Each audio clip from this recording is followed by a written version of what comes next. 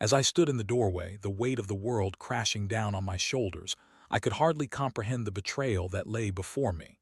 My wife, the woman I had built a life with, was entangled in a web of deceit with our son's soccer coach, a man I had trusted to guide my son both on and off the field. The realization hit me like a freight train, leaving me breathless and reeling. I could feel the anger bubbling beneath the surface, threatening to erupt at any moment. How could she do this to us? To our family? The image of my wife laughing and flirting with the coach replayed in my mind like a cruel joke. I had seen them together countless times at the soccer field, cheering on our son, exchanging friendly banter. I never thought for a moment that there was anything more to it. I had trusted that man with my son's development, with his future. And now, it felt like my entire world was crumbling around me. In that moment, I knew I had to confront her. I needed answers, and I needed them now. As I approached her, my heart raced and my mind raced even faster, grappling with the myriad of emotions swirling within me. Would I scream? Would I cry? Or would I simply stand there, paralyzed by the enormity of the betrayal? How could you? I finally managed to choke out, my voice trembling with a mix of disbelief and fury. Her eyes widened, and for a brief moment I saw a flicker of guilt. But then she composed herself, ready to defend her actions. "It was just a mistake," she said, her voice steady but lacking conviction. A mistake. I couldn't fathom how she could reduce this monumental betrayal to mere words. As she spoke, I felt a storm brewing inside me, a desire for retribution that I had never known before. I had to make him pay. "I trusted you, I trusted him," I shouted, the words spilling out like a dam breaking. "You had an affair with our son's coach. How could you betray our family like this?" Her expression shifted, and I could see the defensiveness creeping in. "You don't understand." It was complicated. We were both caught up in the moment. Caught up in the moment, the phrase felt like a slap in the face. I couldn't believe my ears. I had poured my heart into this family, worked tirelessly to provide for us, and she was throwing it all away for some fleeting thrill. I felt the anger morphing into a cold, hard resolve. The man who had taken my wife's affection, my son's mentor, had to face consequences. With each passing moment, my resolve hardened. I would ensure that this man who had taken so much from me would never coach again. I would not allow him to continue to influence our son, to be a part of our lives in any way.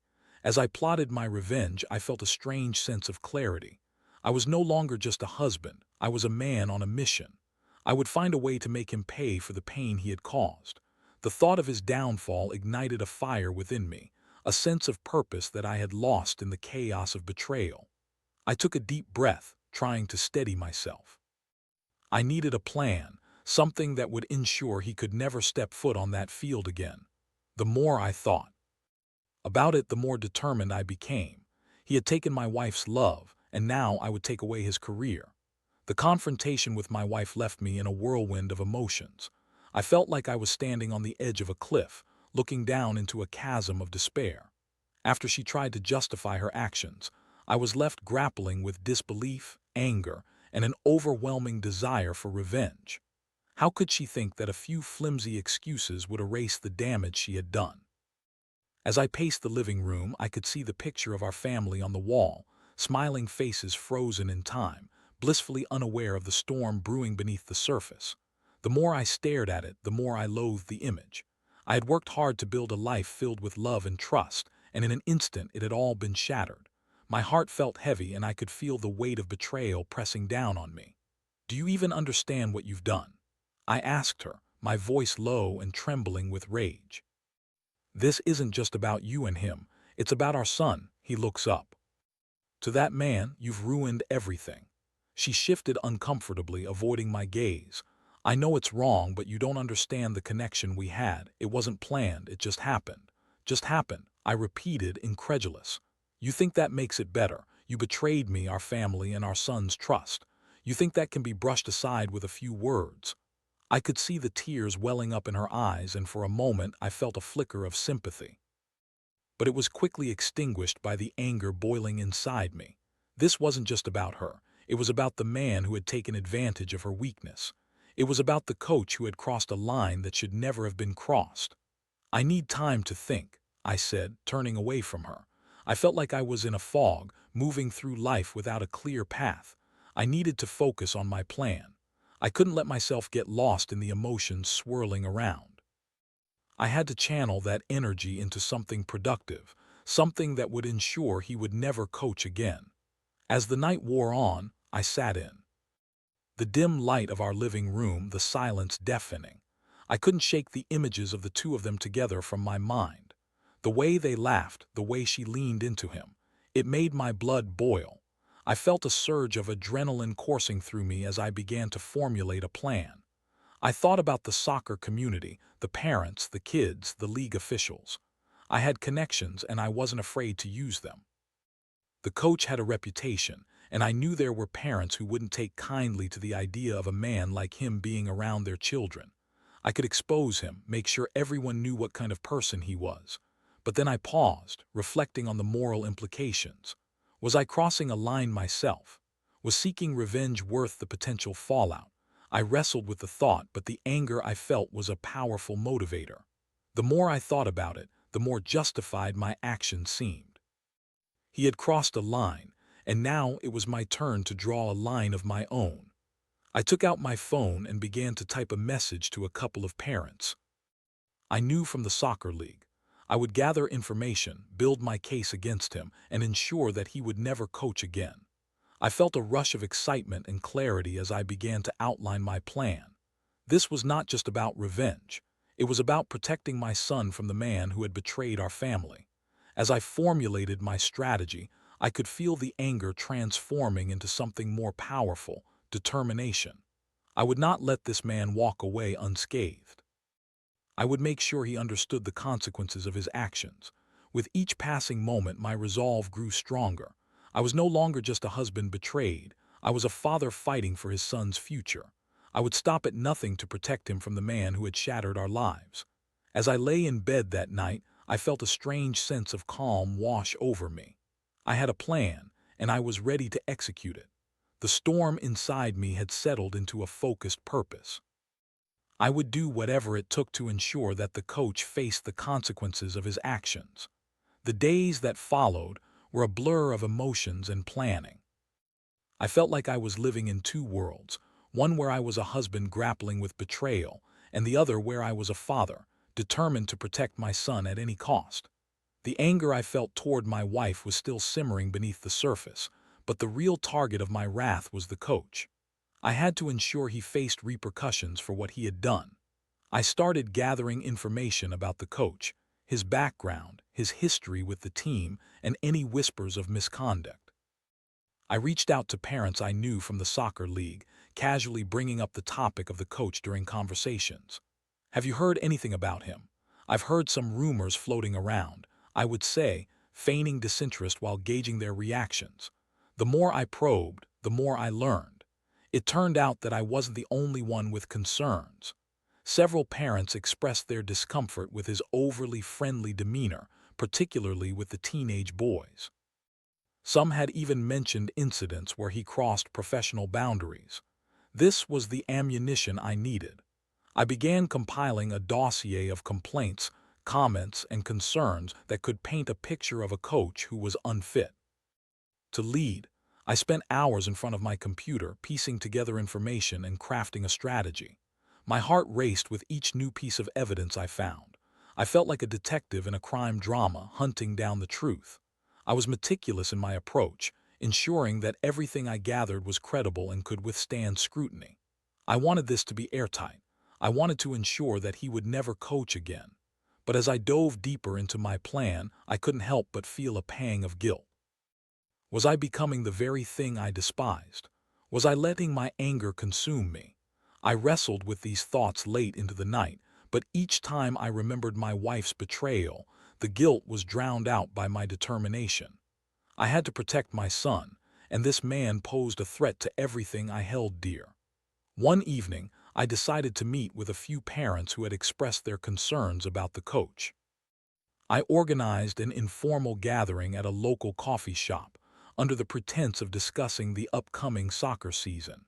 As we chatted, I subtly steered the conversation toward the coach, mentioning the rumors I heard. "I just don't feel comfortable with him being around our kids," I said casually, watching their reactions closely. To my surprise, several parents chimed in with their own stories. One mother spoke of how her son had come home uncomfortable after a practice where the coach made inappropriate jokes. Another father shared a similar sentiment about the coach's behavior during games. As the stories unfolded, I felt a sense of vindication wash over me. I was not alone in my concerns. There was a growing consensus among the parents that something needed to be done. By the end of the meeting, I had gathered a small group of allies. We decided to confront the league officials together. I felt a surge of excitement mixed with anxiety as we discussed our next steps. We needed to present a united front, and our combined voices would carry more weight than any single complaint. As the meeting drew to a close, I felt a strange mix of adrenaline and dread. I was stepping into dangerous territory, and I knew that the fallout could be significant. I glanced at my phone, where a message from my wife awaited. "Can we talk?" Read. I hesitated, the anger bubbling up again. Did she even understand the gravity of what she had done? I decided to ignore her message for now. I couldn't afford to be distracted. The following week, we scheduled a meeting with the league officials. I felt a knot of anxiety in my stomach as we entered the small conference room, my heart racing with each step. The officials were friendly but professional, and I quickly realized that we needed to present our concerns in a clear and organized manner. I had prepared a summary of the complaints we had gathered, and I took a deep breath as I began to speak. "We're here because we believe there's a serious issue with Coach Miller's behavior," I said, my voice steady despite the tremor of nerves. I watched as the officials exchanged glances, their expressions shifting from casual interest to concern as I laid out the evidence. I could see the weight of our accusations settling in the room. As I spoke, I felt a sense of empowerment. I was no longer just a husband dealing with betrayal. I was a father standing up for my son and the other kids. I outlined the incidents, the discomfort expressed by parents, and the potential risks associated with leaving a man like Coach Miller in charge of our children. I could feel the energy in the room shift as the officials began to take our concerns seriously. Afterward, we left the meeting feeling a mix of hope and uncertainty. I knew we had made an impact, but I also knew that the road ahead would be long and fraught with challenges. I felt a sense of camaraderie with the other parents, a bond forged through our shared determination to protect our children. But as the days passed, I couldn't shake the feeling of unease. I had opened a Pandora's box, and I worried about the repercussions that would follow. Would my wife find out what I was doing? Would the coach retaliate in some way? I began to question whether I was truly prepared for the consequences of my actions. Regardless of the uncertainties, I felt a surge of determination. I had taken the first steps toward ensuring that Coach Miller would never coach again, and I wasn't about to back down now. I was a man on a mission, fueled by the pain of betrayal and the desire for justice. The meeting with the league officials had set the stage, but now the real work began. I could feel the tension in the air as I moved through my daily life, knowing that I was entangled in a web of intrigue and revenge. I had taken a stand, but the outcome was still uncertain. Would the officials act on our complaints? Would Coach Miller retaliate? I had no idea what lay ahead, but I was determined to see this through. In the days that followed, I kept a close eye on the soccer practices. I wanted to see if the atmosphere had changed, if the other parents were more vigilant now that we had raised our concerns. I felt a mix of anxiety and anticipation as I watched the kids practice under the watchful eye of the coach. He seemed oblivious to the storm brewing around him, laughing and joking with the players as if nothing had happened. But I knew better. I knew that beneath that facade lay the potential for disaster. I decided to reach out to the other parents who had joined me in confronting the league. We formed a small group chat to keep each other updated. As we exchanged messages, I could feel the collective tension rising. It was as if we were all holding our breaths, waiting for the other shoe to drop. I shared updates about the meeting and encouraged everyone to keep their eyes and ears open. We needed to be vigilant. One evening, I received a message from one of the parents, Sarah, who had been particularly vocal during our meeting. "I heard some parents talking at the last game," she wrote. They're worried about Coach Miller too. They're considering pulling their kids from the team. My heart raced. This was the momentum we needed. If we could rally more parents to our cause, we could create a tidal wave of support against the coach. I quickly responded, urging her to reach out to those parents and encourage them to voice their concerns. The more we could draw attention to his behavior, the harder it would be for the league to ignore us. I felt a sense of purpose wash over me. This was no longer just about revenge. It was about protecting our children from someone who had proven to be untrustworthy. As the days turned into weeks, I continued to gather evidence and support. I spoke with more parents, sharing the stories I had collected and encouraging them to come forward. I felt like I was building an army, a coalition of parents united against a common threat. The more I talked, the more I realized how many others shared our concerns. It was empowering to know that I wasn't alone in this fight. But with each passing day, the anxiety began to creep back in. I was still grappling with the fallout of my wife's affair, and the tension in our home was palpable. She had tried to reach out to me several times, but I was reluctant to engage. I couldn't bear to look her in the eye, knowing what I now knew. I felt like I was living in a house divided, and every interaction felt laced with unspoken tension. One evening, as I was preparing dinner, she walked into the kitchen. I could feel her presence, the weight of her gaze on me. "We need to talk," she said, her voice steady but tinged with uncertainty. I turned to face her, my heart pounding. "What is there to talk about?" I replied, my tone sharper than I intended. "You've made your choices. Please just listen to me," she pleaded, her eyes searching mine. "I know I messed up. I'm so sorry for what I did, but I want to make things right. I want to fix this." I felt a surge of anger. Fix what? You can't just erase what happened. You've shattered our family, and now you want to pretend everything is okay. She took a step closer, her voice softening. "I know I hurt you, and I know I hurt our son, but I want to do better. I want to be a better wife and mother. Please just give me a chance." I could see the sincerity in her eyes, but the pain was still too fresh. "I don't know if I can do that right now," I said, my voice low. "I'm dealing with a lot, and I need to focus on protecting our son." Her expression shifted, the realization dawning on her. "Is this about the coach?" she asked, her voice barely above a whisper. I nodded, feeling the anger rise again. "Yes, it is. I can't let him continue to be a part of our son's life after what you've done." The silence that followed was heavy, charged with unspoken words. I could see the hurt in her eyes, and for a moment I felt a flicker of compassion. But it was quickly extinguished by the anger and betrayal I still felt. I turned away, unable to face her. The next day I met with the group of parents again. We gathered at a local park, a safe space where we could discuss our plans without fear of being overheard. As we sat in a circle, I could feel the energy in the air, a mix of determination and anxiety. We were all in this together, and I could see the resolve in their faces. "We need to take our concerns to the league again," I said, my voice steady. "We have more parents who are willing to come forward now. If we present a united front, they'll have no choice but to take action." The group nodded in agreement, and I felt a surge of adrenaline. This was it. We were going to make our voices heard. As the meeting came to a close, I felt a sense of camaraderie with these parents. We were standing up for our children, and I knew that together we could make a difference. But as I returned home that night, the weight of my wife's betrayal hung heavily on my heart. I was caught in a whirlwind of emotions, and I knew that the road ahead would be fraught with challenges. The next day, I received a call from the league officials, requesting another meeting. I felt a mixture of excitement and dread. This was our chance to push for change, but it also meant facing the reality of what I was doing. I had to remind myself why I was fighting. It wasn't just about revenge. It was about protecting my son and ensuring that no other family had to endure the pain I was going through. As I prepared for the meeting, I felt a surge of determination. I would not back down. I would fight for my son, for the other kids, and for the parents who had come together to demand accountability. I was ready to take the next step in this journey, no matter the cost.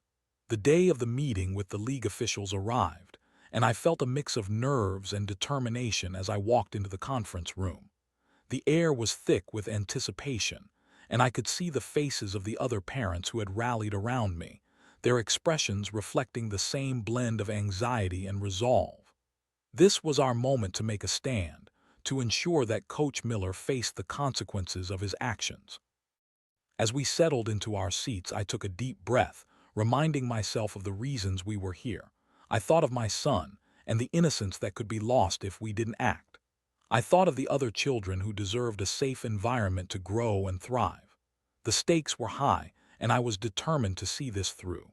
The league officials entered, their expressions serious as they prepared to hear our concerns once again. I could sense the tension in the room as they took their seats. They were aware of the gravity of the situation, and I was ready to make sure they understood just how serious we were. "Thank you for meeting with us again," I began, my voice steady but firm. "We're here to discuss Coach Miller's behavior and the growing concerns from parents about his suitability to coach our children." As I spoke, I could see the officials listening intently. I laid out the evidence we had gathered, anecdotes from parents, incidents that had raised red flags, and the overall discomfort that had been brewing within the community. Each story I shared felt like a nail in the coffin for the coach, and I could see the officials exchanging glances, their expressions shifting as they absorbed the weight of our accusations. "We believe that allowing Coach Miller to continue coaching poses a risk to our children," I continued. "We cannot stand by and let this man influence their lives when there are so many concerns about his behavior." The officials nodded, taking notes and asking questions. I felt a surge of hope. Perhaps we were finally being heard, but as the conversation unfolded, I began to notice a shift in the atmosphere. The officials seemed hesitant, as if they were weighing the implications of our claims against the potential fallout. One of the officials, a stern-looking man with a furrowed brow, leaned forward. "We take these allegations seriously, but we also have to consider the impact on the coach's career. He has been with the league for several years, and we have to approach this delicately." Delicately, the word struck a nerve. "With all due respect," I said, my voice rising slightly, "this isn't about being delicate. This is about protecting our children. If there are enough concerns to warrant this meeting, then we owe it to our kids to take action." The room fell silent for a moment, and I could feel the tension thickening the air. I glanced around at the other parents, their expressions mirroring my frustration. We were fighting for something that should have been obvious. How could they prioritize a coach's career over the safety of our children? "Perhaps we should consider a temporary suspension while we investigate these claims further," another official suggested, trying to find a middle ground. I seized the opportunity. "That's a start, but it's not enough. We need to ensure that he is removed from any coaching responsibilities until this is resolved.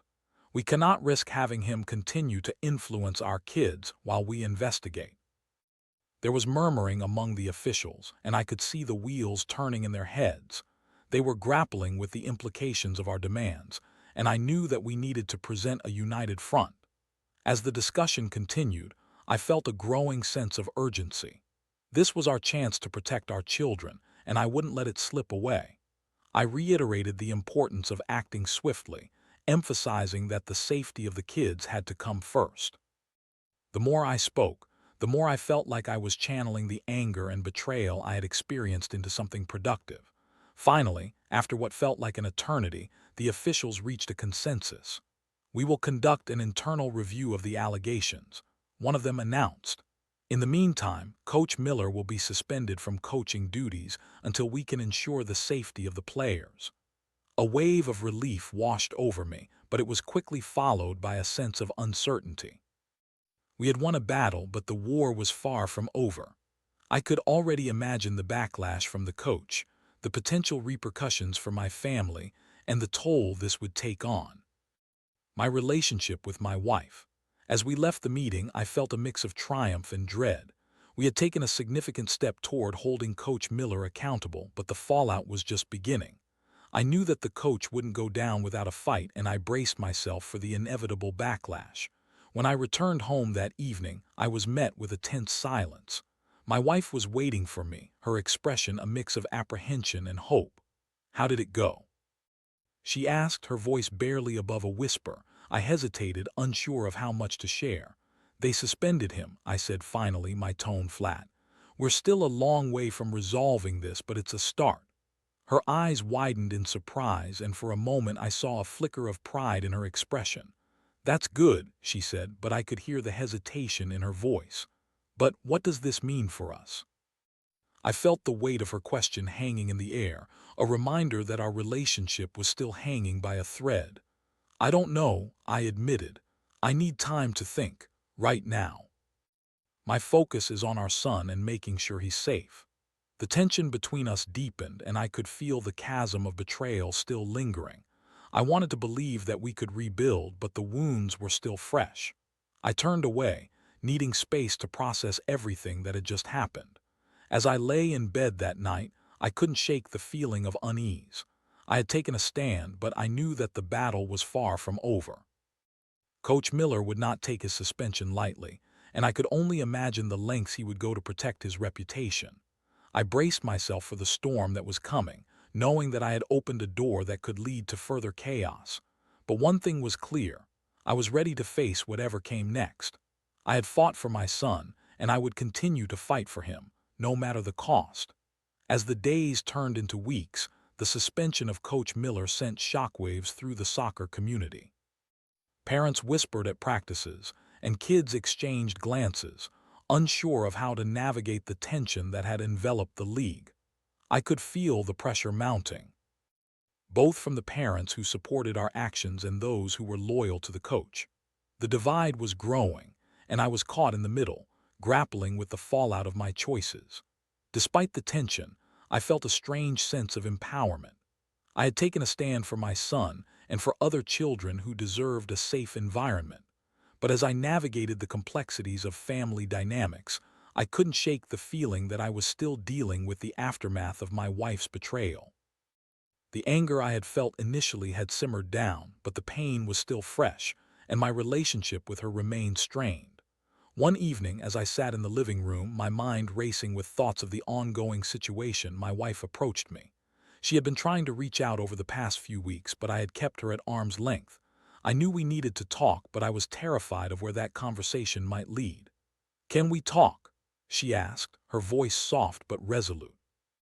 I nodded, bracing myself for the conversation that had been long overdue. "What do you want to say?" She took a deep breath, her eyes searching mine. "I've been thinking a lot about everything that's happened. I know I hurt you, and I'm so sorry for that, but I want you to know that I'm committed to making things right. I want to rebuild our family." I felt a wave of conflicting emotions wash over me. Part of me wanted to reach out and embrace her, to believe that we could heal, but another part of me was still angry and hurt. "You broke my trust," I said, my voice steady but laced with pain. "How can I be sure this won't happen again?" "I understand," she replied, her voice trembling slightly. "But I want to prove to you that I can be the wife and mother you deserve. I know I have a long way to go, but I'm willing to do whatever it takes." I stared at her, searching for sincerity in her eyes. I wanted to believe her, but the scars of betrayal ran deep. "It's going to take time," I said finally. "I'm not ready to forgive you yet. I need to focus on our son and making sure he feels safe." She nodded, tears welling in her eyes. "I understand. I just hope we can find a way to work through this together." The conversation left me feeling unsettled. I wanted to believe that we could rebuild our relationship, but the road ahead was fraught with challenges. I knew that we were both hurting, and it would take time to heal. As the investigation into Coach Miller continued, I found myself caught in a whirlwind of emotions. I was determined to see this through, to make sure he faced the consequences of his actions, but I also felt the weight of my family's turmoil pressing down on me. My son remained blissfully unaware of the chaos unfolding around him, but I could sense the tension in our home. It was a delicate balance, and I was walking a tightrope between protecting my family and seeking justice. Finally, the league officials announced their decision. Coach Miller would be removed from his coaching position permanently. The news spread quickly through the community, and while I felt a sense of relief, I also knew that the fallout would continue. There were parents who would rally to his defense, and I braced myself for the backlash. In the days that followed, I found myself facing the consequences of my actions. Some parents supported me wholeheartedly, while others turned against me, viewing me as the instigator of chaos. I was prepared for the criticism, but it still stung to hear whispers behind my back, to see the judgment in their eyes. Through it all, I focused on my son. I wanted to shield him from the fallout and ensure that he felt safe and supported. I took him to soccer practice, cheering him on from the sidelines, reminding him that he was the reason I had fought so hard. I wanted him to know that he was loved and protected, no matter the chaos surrounding us. But as I watched him play, I couldn't help but feel a sense of loss. The joy of our family was overshadowed by the pain of betrayal and the uncertainty of the future. I yearned for the days when we were a happy family, free from secrets and lies. One evening, as we sat down for dinner, my son mentioned the upcoming soccer tournament. "Dad, are you coming to watch me play?" he asked, his eyes bright with excitement. "Of course," I replied, forcing a smile. I wouldn't miss it for the world. As I watched him eat, I felt a surge of love mixed with sadness. I wanted to be the father he deserved, to be present and supportive, but the weight of my own emotions often clouded my ability to connect with him. Later that night, as I lay in bed, I reflected on the journey I had taken. I had fought for my son, but I had also been forced to confront the complexities of love, trust, and betrayal. I realized that revenge had not brought me the satisfaction I had hoped for. Instead, it had opened a door to deeper pain and uncertainty. In the days that followed, I began to focus on healing, not just for my family, but for myself as well. I sought therapy to process my feelings, to work through the anger and pain that had consumed me. I realized that I needed to rebuild not just my relationship with my wife, but also my own sense of self. As I moved forward, I began to find a sense of clarity. I understood that love was not just about trust, it was also about forgiveness and growth. I recognized that while the road ahead would be challenging, it was also an opportunity for renewal. And so, as I looked toward the future, I felt a flicker of hope. Our family may never be the same, but we had a chance to rebuild, to create a new foundation based on honesty and communication. I was ready to embrace that journey, to face whatever challenges lay ahead with courage and resilience. In the end, I learned that love is a complex tapestry woven with threads of trust, betrayal, and ultimately forgiveness. It would take time, but I was committed to healing, not just for myself or my wife, but for our son who deserved a family that was whole again. As I closed my eyes that night, I felt a sense of peace wash over me. The road ahead was uncertain, but I was ready to take the first steps toward rebuilding my family, one day at a time.